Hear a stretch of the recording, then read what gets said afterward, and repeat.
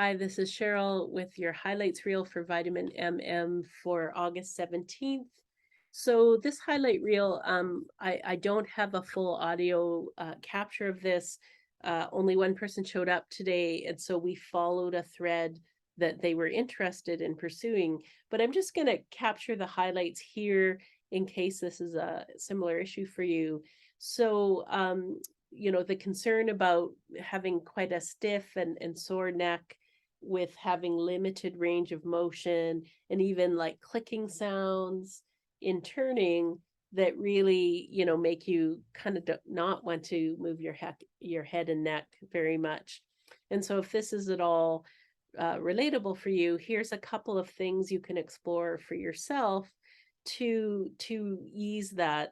And I place this movement exploration in the context of we tend to do a lot of screen time, and we tend to have a kind of screen posture. So we, might start up all right, but then we end up sort of hunched over a little bit, chin forward, bending through our neck. And there's no problem with that posture unless you do it for 5, 6 hours at a time. And then, you might start developing protection habits of stiffness or soreness so that you're not able to mobilize your neck, but also not creating further pain through mobility. So the first thing I want to mention is the difference between bending your head forward. So, you know, holding your neck forward, bending through the different vertebrae of the neck, and moving on the top vertebrae, like hinging your head, louvering your head so that the bottom of your ears go back, your chin goes down a little bit. It's just where you're positioning your head on top of your neck. And so this is a way with this little hinge, and you're going to have to play with it for yourself. And you can use your hands to notice how it is you're shifting your head on top of your spine that allows all the little ropey muscles that keep your neck and all the way through your spine, keep you upright. Those postural muscles can just do the work of posture. As soon as you bring the weight of your head forward, or if you kind of listen to the side, then those small muscles have to do actual efforting work to hold your head up in a way they're not really designed to.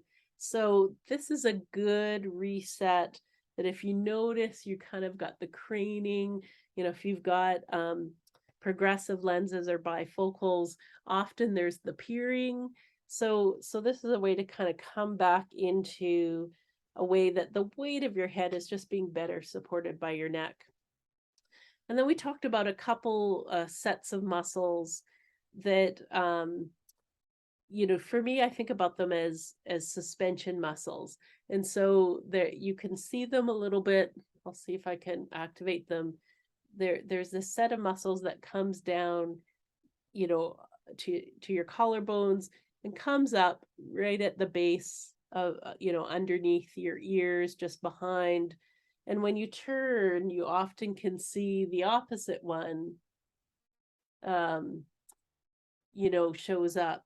And so one little issue with these kind of suspension muscles is that we often get accustomed when we have a lot of tension to holding them at a shorter length than they actually can go. And so this was a little bit of, working to feel these muscles as you turn, but allowing that, at each point you can, go with the contraction, make them a little bit shorter, and then have them release. And so you'll notice I'm not pulling on them to make them longer. If you have any kind of habits of protection, of stiffness, pulling on them will likely, make your system double down on that protection. So, it's a little bit of you can, start here to just let them be a little bit shorter and then let them release. Really nice if you can pair that with your breathing in, breathing out. And so it's just a stimulus rather than manipulating your tissues, just reminding your muscles what length they can be.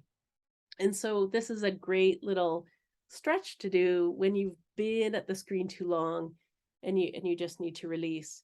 And then the last set are ones that again attach to the back big bony bump at the corners of your skull and come down to the top of your shoulder blades. And so they're part of what allow you to sort of raise and lower your shoulder blades. And of course, your shoulder comes with. And so again, not wanting to do super rigorous or athletic movement, but simply to allow these to shorten and then to lengthen. And so one thing I really like to do, if I need a stretch, is, bring them up to my ear, bring them up behind my ear, bring them up in front of my ear. And to do this in a really gentle, measured way, but really noticing as you bring them down, what kind of length, like how much down is possible without straining down, but just allowing that muscle to come into whatever its natural length is, rather than a kind of unconscious habitual tension. So as a recap, checking this hinge versus the peering kind of posture, allowing that this kind of muscle here, it's called the scalenes, can be shortened and allowed to release. And then this muscle on the top of your shoulder blades, the same, can come up and come down. And then you can notice for yourself, how does that feel? Is there some relief of effort? Are you able to turn and look with any sort of degree of freedom? And just a final mention that, when you're doing activities like shoulder checking, even, turning to talk with someone, certainly the neck can do the range of motion it can do, but you can really help yourself by starting. So if I'm going to turn this way, pressing into this foot, this part of your pelvis, so that you can turn through your torso, through the line of your spine, and then finish with your neck. So rather than starting here, starting with the bigger column and having your head join that, just for easier looking around yourself. So thanks for tuning in for this spontaneous awareness through movement lesson with vitamin MM. It's a way to help bring a little more rest into your neck rather than holding on to ongoing effort. Thanks for tuning in. I'll see you at an upcoming lesson.